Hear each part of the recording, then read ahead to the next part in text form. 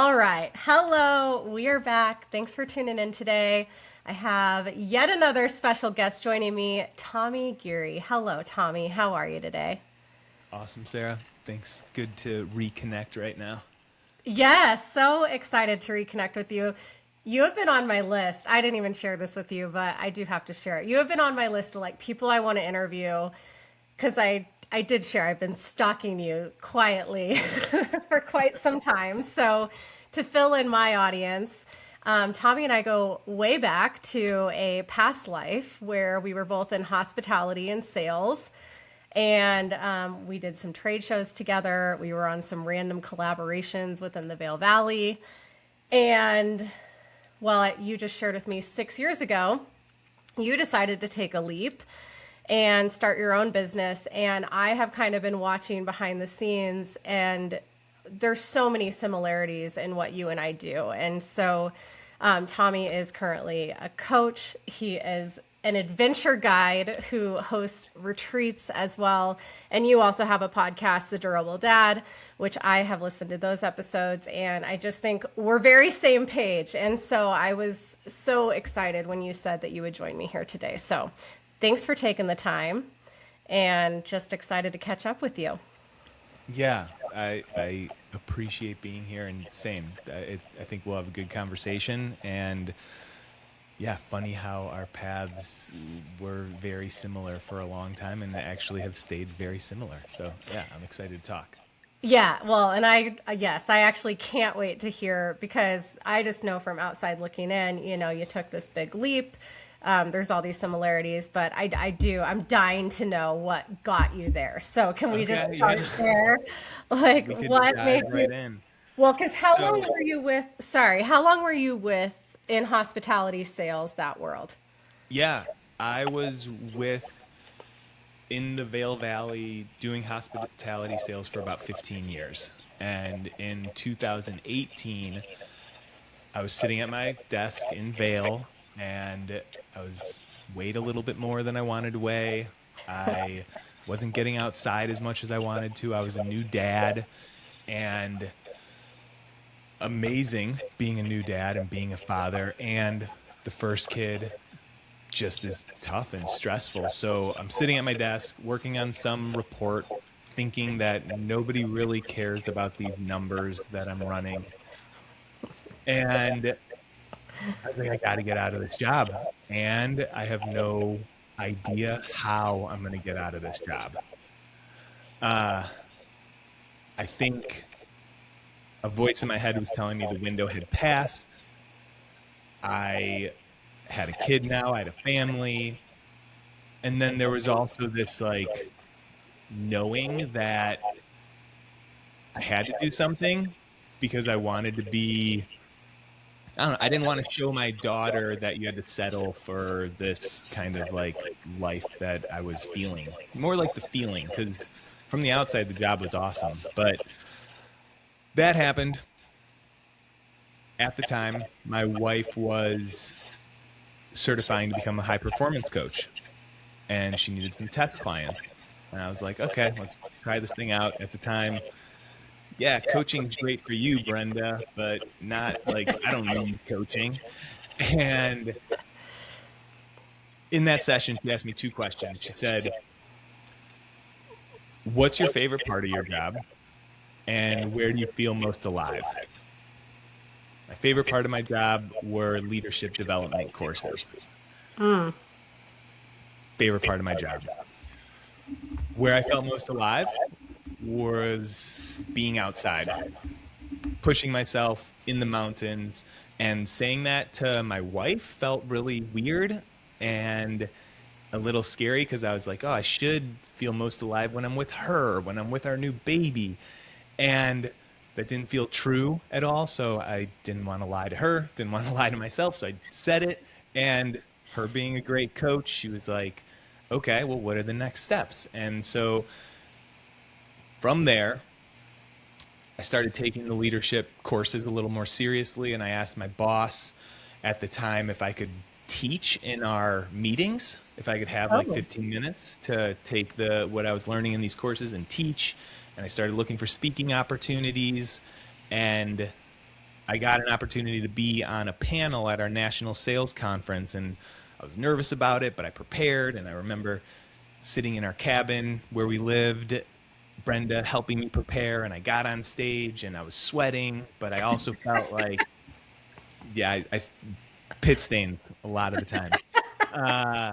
But I also felt grounded. I could feel my feet on the ground. I could see the audience, and I was interacting with them, and I was chatting back and forth with the panelists, and it felt really natural to be there. And I was kind of like, oh, this is what I'm meant to be doing. And so other things were happening. And then I think the big decision was to certify as a yoga and meditation teacher. So I did that in the Valley. There was this place, I don't know if you remember it, it was in Edwards called Mind Space. Yeah, I never went there, but yes, I've heard of it. Right above that outfitter, whatever. Mindspace, awesome teacher. Her name's Morgan Kulas. She's still around the Vail Valley. She shows up in different places at different studios. She doesn't have her own anymore, but she was an amazing teacher. But deciding to do this certification program was big, because up until that point in my life, I was really a person that would tell myself I'm street smart, but I'm not book smart.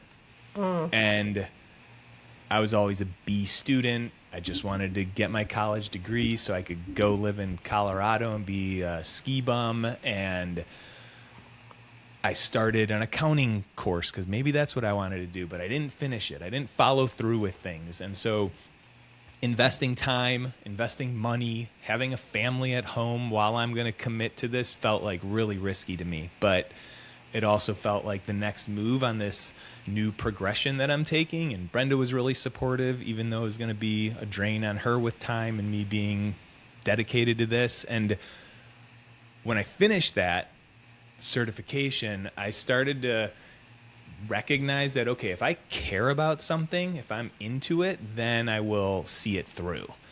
And, that kind of led me to where I got today. And I see this in, so now I get to work with men, and I see this with the men I work with. I mean, I'm sure you see it with the women that you work with, where it might not be the same scenario, but we feel stuck. And it could be in career, it could be in marriage, it could be in your health. And when we get stuck, our brain really likes to focus on the problems and on the pressure. And what we forget to focus on is how much capability we actually have and how much choice we actually have. And I've just gotten lucky with all those little steps to now carve myself an area where I can help men, get unstuck and find more purpose in their life. So, trying to wrap up 2018 to 2026 in a couple minutes, that's kind of how I got out of the hospitality world. Okay, I love it. Yeah, thank you for sharing. And so cool. So good on you for being like, I want to take what I'm learning here and I want to do something with it, and I want to test out teaching it. I want to get on this panel. And I just think that's huge, because it's those what seems like little steps in the moment literally change the trajectory of your entire life, right? You got on that panel, there was a feeling probably. Yeah, and I guess I just started following that feeling because it only makes sense right now. I know people say that all the time, but it's only looking back at those little steps and the little conversation with Brenda and the preparing and holy shit, that was a really big decision that I made. And I was nervous at the time. Now when it's when I'm looking back, I'm like, oh, okay, that's what people are talking about when they say take little steps. Yes. Well, and the questions that she asked you, amazing questions, by the way. I love those. But when you said, I'm most, what'd you say? I find most my purpose in nature. Is that what the question was around? Alive. Yes. Yeah. Yeah. And so that question seems so irrelevant, because I would say the same thing. And I used to have these feelings too, what am I meant to do out here? Why? Yes, I have this connection to nature. What does that have to do with my career, or what my purpose or anything like that? And now, full picture, you're out here leading these incredible adventure retreats and taking men with you and doing the thing, and you get to share that aliveness, and like I mean, there's nothing more purposeful than that. Yeah, I'm pretty lucky that I have Brenda, who is like an awesome teammate and supports me through this. And yeah, I am really, really lucky that I get to do what I love, and it's also what I like do as my job, and I get to it's helping other people. I mean, I think when I said, I was like, who the hell cares about these numbers that I'm running on this report, and they're pushing it up to their boss and then their boss, and I don't even know if this data is correct that I'm pulling right now. And like, man, I'm putting a lot of effort in, but I'm not like serving anybody. And that was part of it. I was just talking to one of my clients yesterday, and he's built an amazing career for himself, but now he's in this position where he's like seeing the motivations of like the companies that he's working for, companies that he's working with, and he's not really aligned with that. And he's finding a lot of value in mentoring and coaching up some of the younger people in the organization, and he loves that. And so I just see a lot of myself in him. Like, there was a time at my job where I was like finding purpose here and there, and it was good. It was getting me going, but it kind of ran out. And so like him and I are working on that. Like, awesome. Like, keep that purpose, keep leaning into what you're excited about. And, you know, this is a long journey. And so like, I know that he's going to get to a place, you know, the plan is kind of 2 years, have some opportunities where what he's doing every day aligns a little bit more with who he is. Yeah, and that's the interesting thing too about like finding more purpose, because I mean, there are things that I loved about my previous career, you know, and there was things that were so rewarding about it. You know, you meet the revenue goal. That's huge. I worked weddings for a long time. It's like you create the most magical day of somebody's life. That's huge. But what I realized, like what I loved about sales was like the connection. I didn't actually love like going in for the kill and like getting, you know, hook, line, and sinker. Like, I like to like find out what they wanted, find out what they needed, find out how I could help them, you know? And so I just think there are clues that a lot of us are missing when we're in those moments that you feel stuck. It's like, but what are the things that are lighting you up? You know, is it the mentorship? Is it these leadership classes? Like, what are the things? And those are like the little trail that's like leading you to what's next. Yeah. And you got to lean in. I think what a lot of people I hear say is like, I want to do something different, but I have it so good. I should just be grateful for what I have. And yes, and you have a job and you're supposed to get like your work done. That's good to be grateful. And there's a quieting of like an internal knowing that this isn't really like me giving it my all. Like, I've more potential inside of me. I can do more. And that sometimes that I should be thankful for what I have is a little bit of like a shutting down, or like almost an excuse. Yeah. Or settling or avoidance of what's possible. Yes. Oh, I just had this conversation with a client today using the phrase, it is what it is. And I'm like, I don't believe in that phrase. It's not, it's what you want it to be. Or it can be, it is what it is. Sure. Like, if that's what you want, but yeah. And it depends on context for sure. But yeah, if a person goes into explaining how they like their job, this is the situation I'm in, this is everything that's going on, but you know what? It is what it is. It's like, no, stop. Don't say but. Let's just go stay on the other side of that but. And yeah, so that's I guess how I got here. And yeah, the adventure trips have been really a new part of my business in the last 2 years, that a lot of men, you know, they sign up for these trips, and I don't know. They're fun. I'm not going to dive into all of it unless you want me to. But yeah, I'll go back. What's up, Sarah? They look amazing. No, they just look amazing from what I've seen. Like, I know the last one you did the rim to rim of the Grand Canyon, took a group of men out there. Yeah, share whatever you want about your retreats. Open forum here. So, okay, Grand Canyon last year was the first one we did.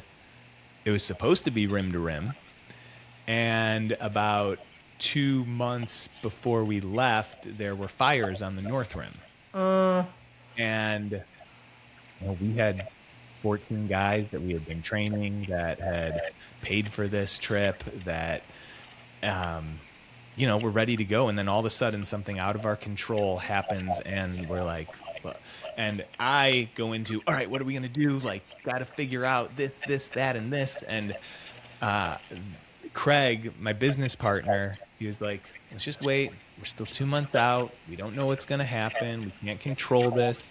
This is happening to us. We'll work it out.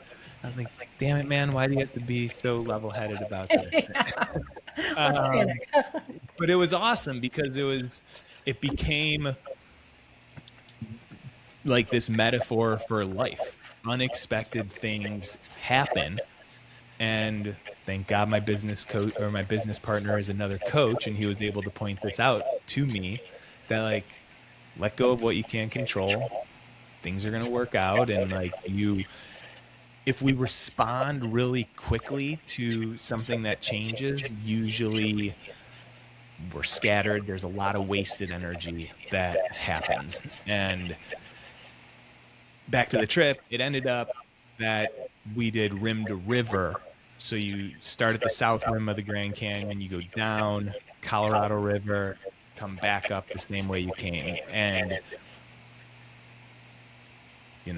looking back, just like on the career, it was awesome that fire happened. It wasn't awesome. It was actually very devastating. So, but you're patient. You wait out the unexpected in life. And, we didn't have a 4-hour shuttle ride all the way back. We didn't have to make it to a shuttle and be rushed to get on our hike, so we got to slow down and enjoy the canyon more and sit in the Colorado River and put our feet in there and take more pictures. And the sun rose in the canyon, and we were kind of spread out on the trail, but I was in the back and could just see different packs of guys standing. They just stopped.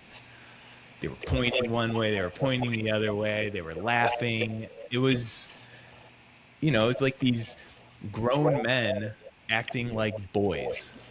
Yeah. And we don't get to do that very often. And it's like we were just talking about with the retreats you run. You put yourself in those kinds of environments where you can relax a little bit and let your guard down. You don't have to do much else, some type of magical transformation happens.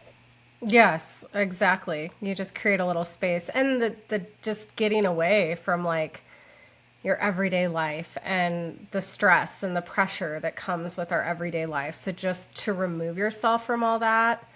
And I know for my retreats it's very you focused. It's what do you need so that you can go back and be, the best in your career, the best husband, the best father, or mother, yeah. But you get the point.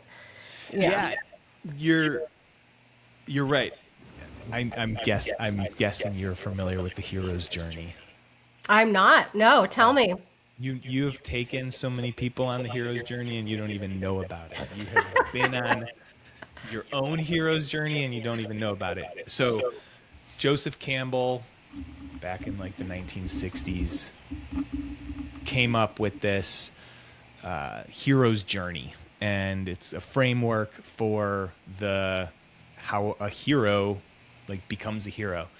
I'm not going to go into all of it, but I'm going to tell a story about these adventure trips that guys take that will mimic the hero's journey. And pretty much a hero's journey always starts at the ordinary life. So you think you're a dad or you're a mom in the ordinary life, doing the lunches every day, running kids around, working, trying to get as much sleep as possible, trying to sneak in a little workout, right? Just that normal routine. And then you get a calling for an adventure.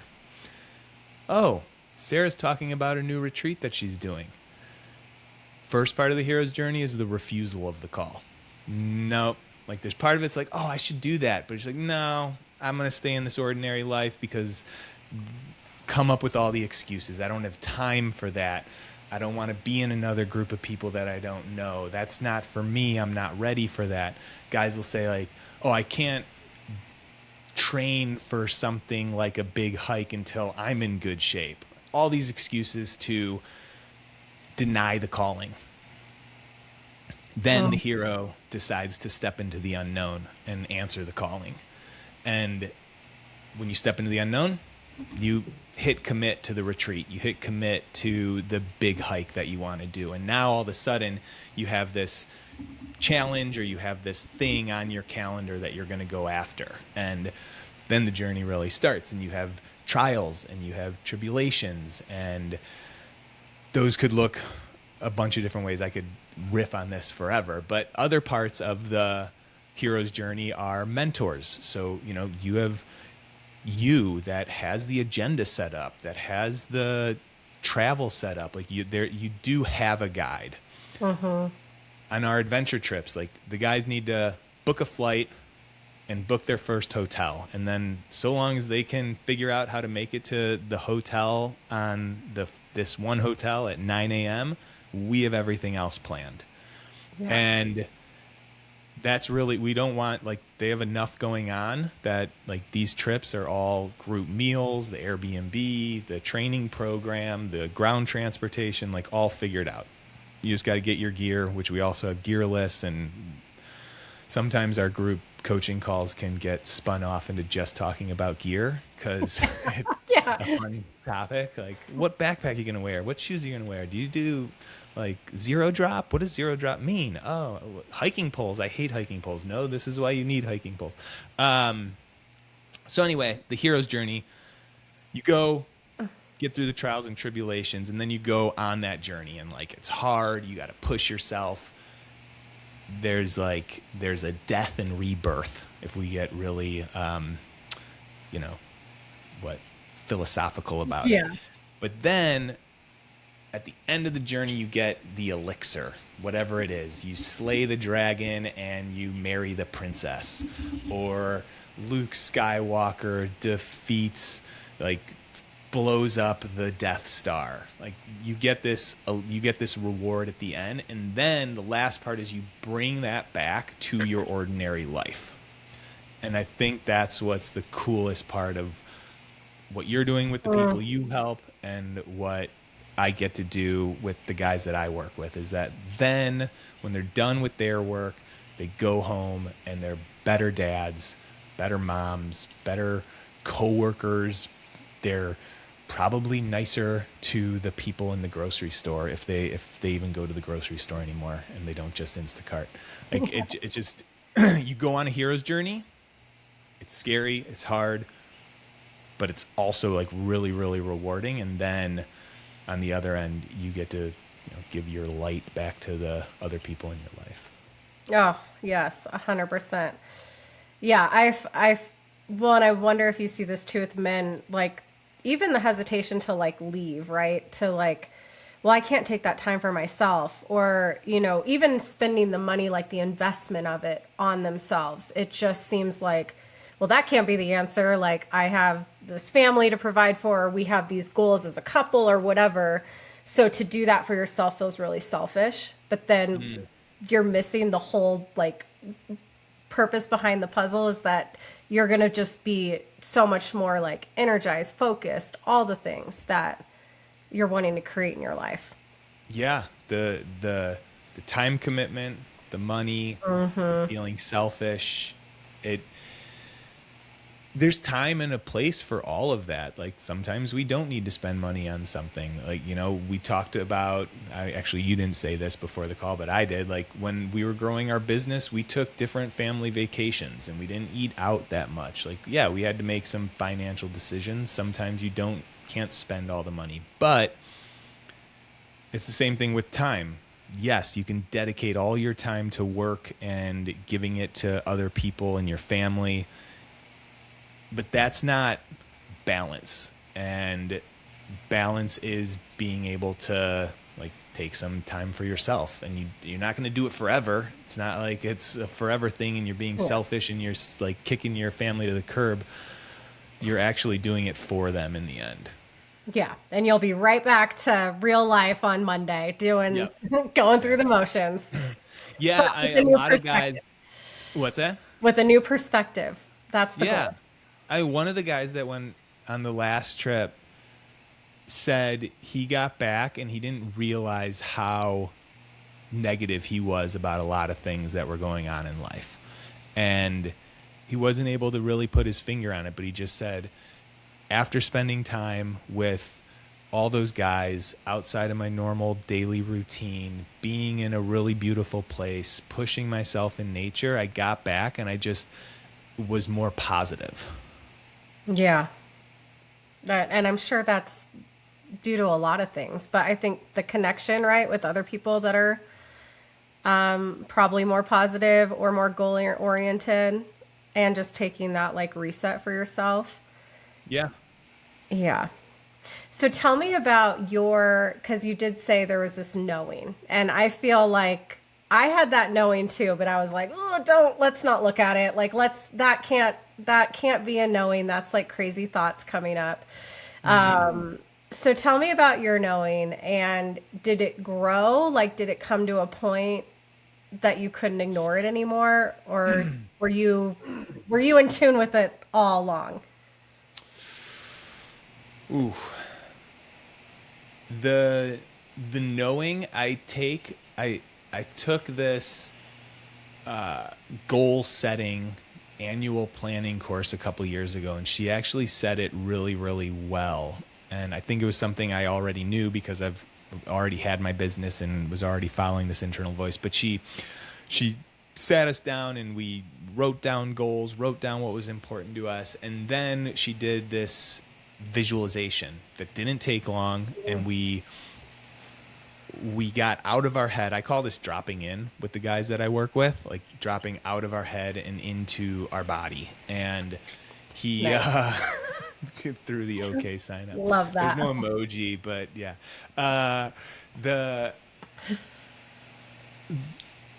And that's where the inner knowing, the internal voice lies, our intuition. I feel like it's, for me, somewhere like in my chest, a little lower than my heart, kind of that solar plex area, or sometimes it's in the heart. And maybe it's a little esoteric, but you calm down and you listen there in your heart, and it's saying something different than your brain's saying. And I think that's that internal knowing. And so what she calls that is insourcing your goals instead of outsourcing them. A lot of the times the goals that we set are what we see other people doing, what society has told us, what our parents have told us, even though we say that we don't want to do what our parents want us to do. Like, that programming is in there and it's in our brain.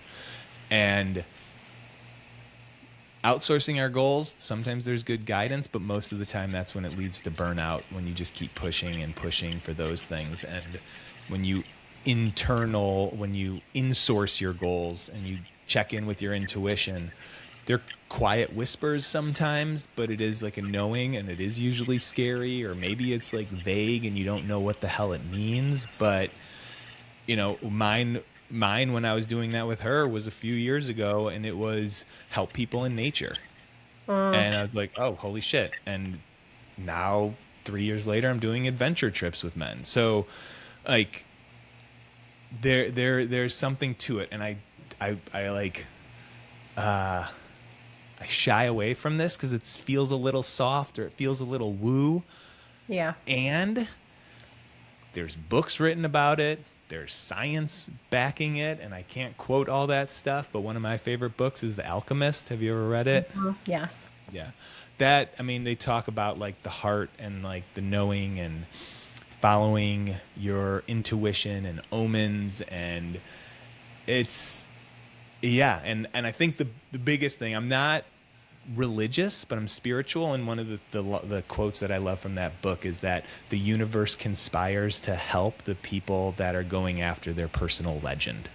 And you got to like read the book, but your personal legend is like following your knowing what drives you. And when you do that, it might not always be obvious, but there is some type of energy there that's like helping you out, looking out for you. Totally. Yeah, I just love, and I gave you the A-OK sign because I feel like that is so, I'm always trying to lead people to their body. And I find that especially for like high achievers, male or female, it's very like it feels counterproductive, right? It's like I have a to-do list a mile long and like all these things I want to accomplish, and you're telling me that I just need to like take some deep breaths and see if I can connect with my heart space. Like what? And to Yeah. your point, like, yeah, that's where the answers live. And I know for me, when I was in the setting and like definitely having the knowing, but not, I wasn't connected enough to like really hear it until it was to the point that it was like screaming at me every day. Like, this is not it. You have got like abort the mission. This isn't it. And that unfortunately is like where I had to get to hear it. And that was like burnout, depression, anxiety, all the things. And Yeah, that's so, what I was gonna say. Like, how does that voice that's yelling at you to do something different manifest itself? Like, it manifests itself, it sounded like, in exhaustion and mhm. like a sorrowness, and you were probably not the most fun person to be around all the time. Yeah.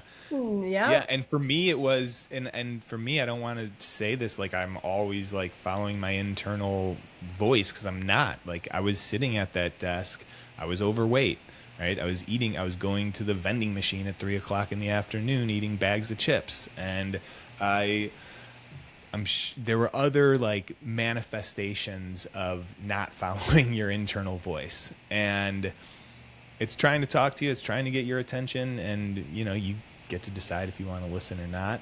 Who was like, I think this is where a coach or some type of like outside support helps you to hear that internal voice. This is especially if you've been quieting it for most of your life. It's hard to listen to it. So who was like who were, when you were there and it was screaming at you, was it just you? Did you unlock it and start looking for something else, or did someone externally or something externally get you going? Well, I definitely started like, I got curious for sure. Like, I was like, what else is out there? And, what are people talking about? So I definitely started doing some exploration, but no, for the most part, it was, and I think this is very, for better, for worse, very self-reliant, yeah, hyper vigilant sometimes. So it's like, I did navigate a majority of that. I mean, obviously my husband, but also please understand that my husband was like, I don't think that are you okay? Like, is this still, there's definitely just, it was a point that it was like clearly, and you said, well, we're still like so nice to everybody. Absolutely. Everybody, every colleague, every client, everybody I interacted with on the outside world, but like behind closed doors, like I'm coming home, I'm not having the energy that I want to have for my children. I don't have the patience for my kids or my husband, and so it was starting to impact my life. And so it really, I had to take a big step back and be like, wow, when I look at what's problematic or what doesn't feel well right now, I have control over all this. I am unhappy is what it comes down to. And I have choice in that. And I think that for me was like the turning point of like, you talked about, looks good from the outside. And I think that's what kept me in my roles for so long is that, yeah, paycheck was lovely, perks were fantastic, all these external factors, but at the end of the day, like none of that was enough for my overall happiness. Yeah. I think sometimes that goes down to our values and how our values and priorities can change in life. I feel the same way about my hospitality career. Young in my career, it was my dream job. like entertaining people from out of town in Vail, Colorado, and having good dinners and taking them on the mountain and showing them how to ski around, or taking them on beautiful hikes, staying at nice hotels. It was freaking awesome. And you know, when I was married, my wife would get to come on a trip with me once in a while, and it worked out. And then you have kids and your priorities change. And that, one of the things that I really am still working on is needing less. And I don't know if I'm taking a right turn here, but Bring it. but money, it seems very important early in life, like the financial success. And then we start, you know, they say like mo money, mo problems, and you buy more, like you keep making more money, but you don't always like save more. You usually buy more, and you usually are acquiring more, and you usually want to take better, longer vacations, whatever. And I think that sometimes becomes a trap that people think they can't get out of, and is one that's really, I don't know, I'm kind of just brainstorming this, but your priorities change, and your career success isn't as important, and you want to spend time with family, you want to spend time on health, like this, but how you do work doesn't change. You still are grinding, and it's not like you have to make less money, but if you can get a grasp on not needing as much money, the pressure to provide, the pressure to like give your family everything settles a little bit. And then you can like, oh, well then maybe I have a little more flexibility with like what I do with my time. And I don't know, there's something there about, and I don't even know how I just started talking about this, what you said, but yeah, I think needing less is a superpower that my wife and I talk a lot about. We probably are not that great at it yet. Oh my God. Well, especially, I mean, this is actually like a conversation that's been on my heart lately, because we live in this, like, it's just consumerism, and it's wild. Like, and I feel like I was just telling a family member this, but it's like, I feel like for us, you know, and growing up, as like we had like we were tempted by like alcohol or pot or these different things. And like, I feel like our kids, their addictions are in like shopping and like immediate instant gratification. You know, it's like that dopamine hit. But to bring this back, because that could be a whole other podcast, but I hear you, because when everything's screaming at me, you got to go abort the mission. And I'm like, but I'm looking at all these jobs, and it's the same job, new hotel, new industry, new this, new that. Like, is anything really going to be different? And I kept just going back to, no, I'm going to do this. I'm going to go do probably the same thing. I'm going to get my foot in the door. I'm going to work my way up, and then probably I'm going to be miserable because there's more for me out there. And I knew that. But I got a job for a nonprofit, and I took a significant pay cut. And when I tell you, it was like, I mean, that decision alone for my husband and I was huge, just in our whole financial well-being. We're like, can we do this? What are we going to have to cut? And then I did that, and then just kept going. You know, once you kind of like, the dominoes just keep falling, I was like, okay, this is better. And now I'm seeing more clearly to what I'm supposed to be doing. And now I don't even care about money. Now I'm like, whatever, I'm just going to quit the job. We'll figure it out. Everything's fine. And has there been stress with that? Absolutely. Absolutely. But at the end of the day, like, do we have a roof over our heads? Do we have food on the table? Yes. And yes, same. We have had to maybe not have as extravagant of vacations, pull back here and there, but overall, like, has it impacted our happiness? I don't think so. Yeah, this is the hero's journey. You just described it, like deciding to take a nonprofit job for a little less money.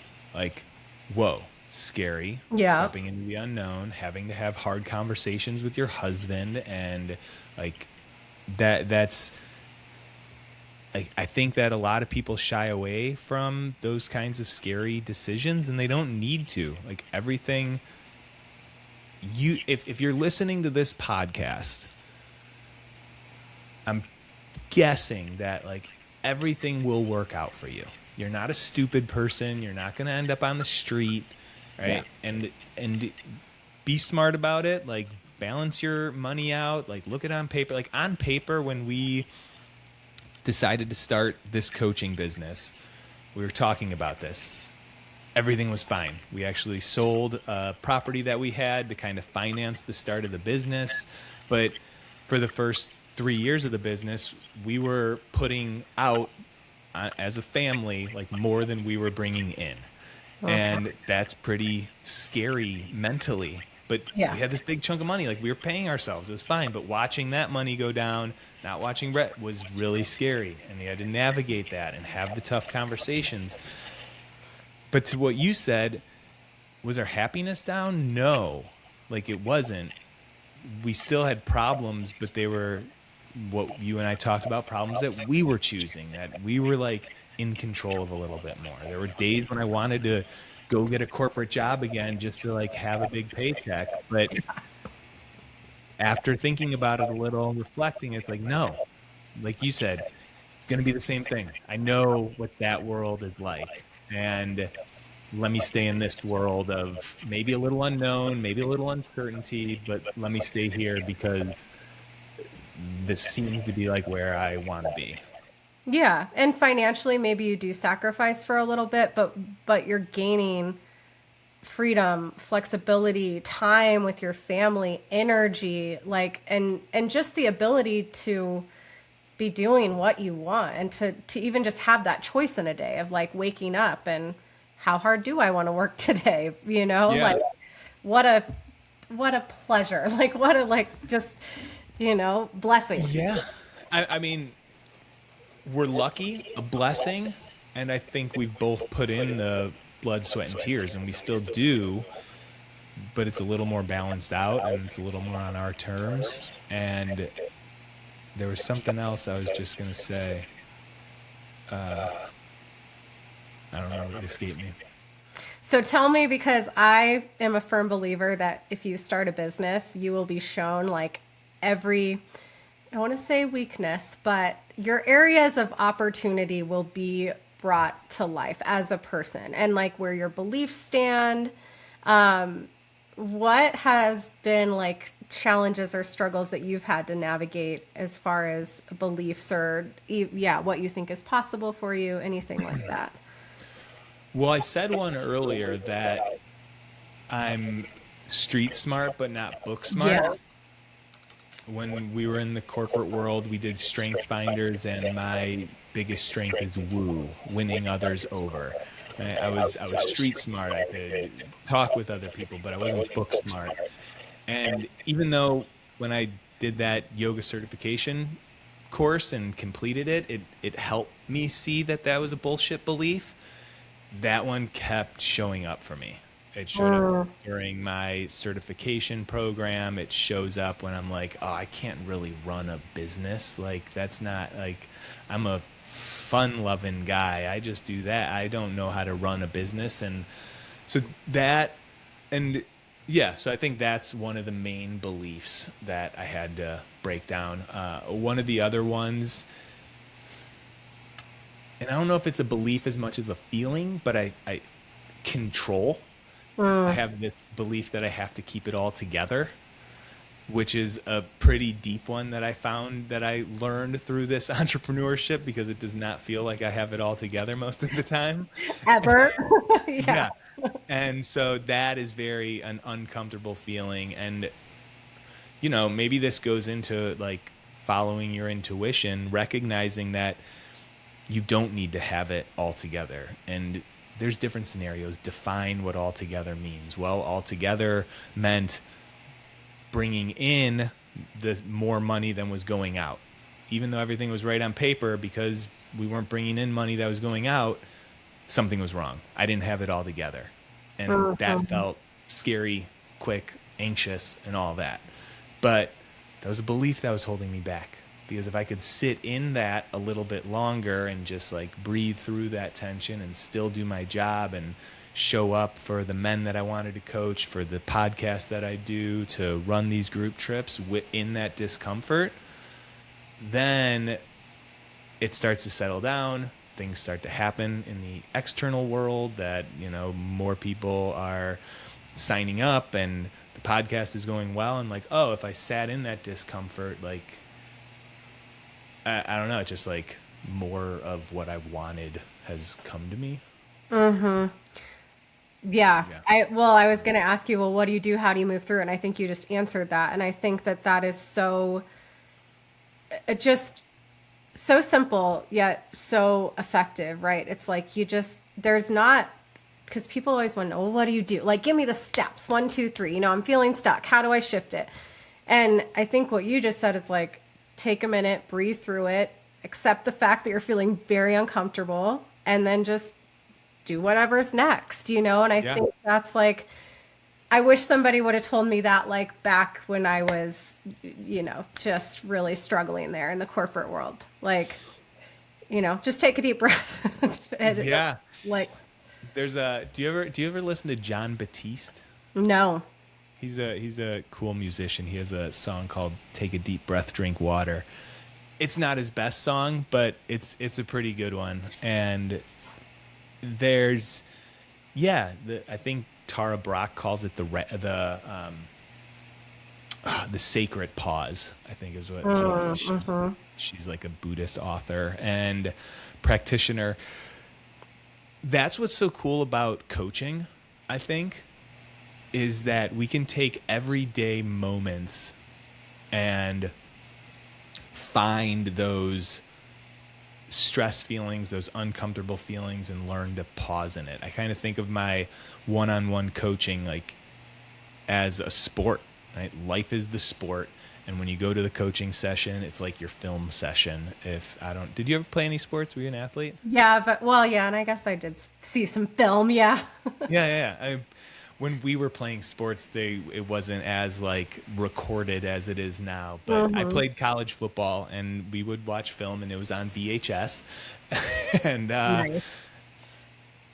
after the game, you'd go and you'd look at your performance, and you'd see it on film, and you'd see, oh, I could have done it this way. Oh, this worked out. And it's the same thing with coaching. If a guy flipped out at his kids the night before we coach, we can rewind visually with our brains and walk through what happened. And, oh, my wife asked me to, like, my wife wanted 15 minutes to herself, and she asked me to watch the kids, and I went to watch the kids, but all the kids wanted was mom. And I was like, felt like I really needed to keep the kids away from mom because she needed 15 minutes, but they weren't listening to me. So I like yelled at them, and then my wife had to come in, and she was pissed at me, but I was just trying to help her out. I was like, okay, it got real freaking messy. Let's pause for a second. And what if, when you went into your daughter and she wasn't listening and calling for mom, like, pause, what were you feeling? I was feeling like super stressed. Like I could feel the energy building up in my face, and we can coach right there in that moment. Like I didn't want, like, I was that stress. I just needed to control the situation, because if my daughter went and bugged my wife, then I wouldn't have like helped my wife out, and I want to make sure she's okay. And it's like all this crazy stuff's going on in our head. But really, if you pause with that like anger that's building up and that stress that like I want to do right by my wife, I want to get this one right because like I'm a good man. Like, why? Oh, like, well, because if I don't, then I'm failing. So if I don't, then like I suck as a dad. And what does that feel like? Oh, well, that feels really uncomfortable. That feels like a pit in my stomach or a lump in my throat. And usually we react really quickly to those thoughts, to those emotions. And when we can learn to pause there, right? Back to what we were saying, take a breath and breathe, like something different happens. I don't always know what, and you might have to take 25 breaths because your kid like keeps pushing. But anger and yelling at your kid and then your wife coming, like that anger, you're communicating. It's a form of communication, but it's just the wrong one. And so that pause, I mean, where we started this was like building the business and seeing that like money wasn't coming in, even though everything was fine on paper. There was that feeling of fear and like, okay, pause into it. And yeah, it's a superpower. It's not something we were taught, but I love doing that in coaching sessions because you go and you look at that instant that happened the last day that you wanted to be different. Well, guess what? This is life. You're going to get a bunch of other opportunities for something to go not the way you want, and learn how to pause before making your next decision. Yeah, I love that. And I think that that is so, again, it's the last thing we want to do in like this busy world that we live in. It's the last thing that people want to hear is like, oh, you just need to pause more. And we're like, what? Yeah. But I think you're so right. And I think so many, you know, if I think about the person listening that's like, oh yeah, that's me, like knowing that this isn't the end of the road for me. This isn't where I'm meant to land, but feeling maybe stuck and not knowing where to go. A lot of times when you do pause like that, I know for me, it was like, well, what's actually keeping you here? And it was security. It was stability. It was like the paycheck in the bank every 2 weeks. I held on to that for so long. And because the fear is real, and the fear is like, we're not going to survive this. Like, my children are going to starve. We're going to be on the streets. You know, that is what our mind wants to tell us. But if you could just pause and sit with it and be like, how realistic is that fear? And what is the worst that could happen? But also like, what's the best that could happen? You know? Yeah. And be responsible. Like the salary, the benefits that come with a corporate job, it's a numbers game. Like do the adding and subtracting, see what you have in the bank. Maybe it's like, okay, I can't make this now, but if I save for the next year, then I'll give myself a little runway to go after it. And what are my options for different healthcare like providers, and how else could we make some money? And you start thinking about all those things. You start dreaming about all those things, and then you make a little bit of a plan, and then you start doing them. Then you're going to feel those uncomfortable feelings. Then all the doubt's going to come in, all those fears that you're talking about. But here comes our coaching advice again. Breathe. Everything's okay. Like, do the next step. You already had this plan. Do that next step. And yeah, I think that there's like, yeah, we have this one life. What are we meant to do here? And I think, I don't know, like one of my coaches talks about like the purpose of our existence is to evolve. And what does evolving look like for you? And I think for a lot of it changes. It doesn't have to be like this huge thing. My next evolving could be like, I want to get in better shape. Like that's the evolving you have to make right now. And you're going to have the same fears, the same objections, the same concerns, the same confusion, but like evolve, get there. And you can do it alone, and you can push yourself to do it alone. And you can also like find people in your life that'll help you. Yeah. Well, and I love that you've shared multiple times, like the mentors that you've had in your life, and same, you can absolutely do it yourself. And I was somebody that thought I should be doing it myself. Otherwise it's like a sign of weakness. But luckily I was shown the light, and I have had support the entire way, and it has been an absolute game changer for me. So, yeah, I just think it's sometimes like saying I need some help, or it would just be nice to feel supported in this could be the most beneficial thing ever. Yeah. So I want to be respectful of your time, Tommy, because I know you got dad life happening, but I would love for you to share. I know you have your retreat coming up and you still have a few spots left. So I'd love for you to share about that and anything else you have going on that you want to leave here today. Yeah, this has been an awesome conversation, and I could totally talk for longer. I don't think we went over one question we had planned, so we could do a whole nother. Yeah, we'll do it again. And I feel my voice getting raspy, and my goal was to not lose my voice on this call, because we actually, right before this, had a information call for our Yosemite trip. So oh, nice. That's the next adventure trip. It's in the fall.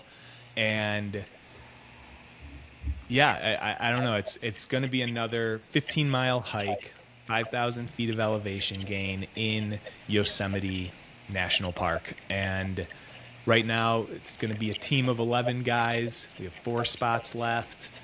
And yeah, the information call was great.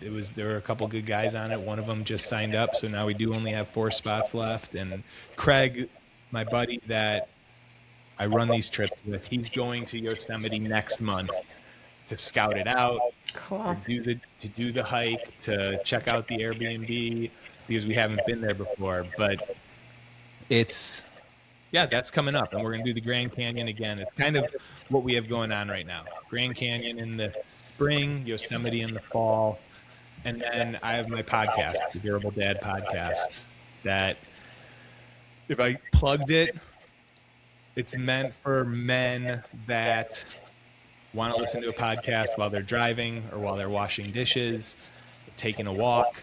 It's between 10 and 20 minutes. I release them every 2 weeks, and it's just like a little tidbit of good content to put into your brain.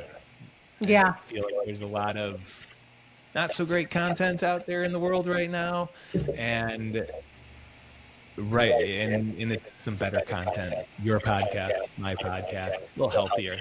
Yeah, I agree. And I will say I have listened to your podcast. It's definitely, you should listen if you're considering. And I love that you do the short episodes. I think it's so nice to just have that like quick hit. And I will definitely link you, Tommy, in my show notes, because for all the men out there, because I do get some crap from men that are like, well, you don't do anything for men. I have brought you the man that supports the men. So, if you felt connected to Tommy, his message, definitely connect with him. But thanks again for your time, and so fun to catch up with you. And I just appreciate you coming on and being open and honest and here. Heck yeah, Sarah. This was great. Thanks for getting me on here. And I look forward to more conversations like this, whether on your podcast or off of it. Awesome.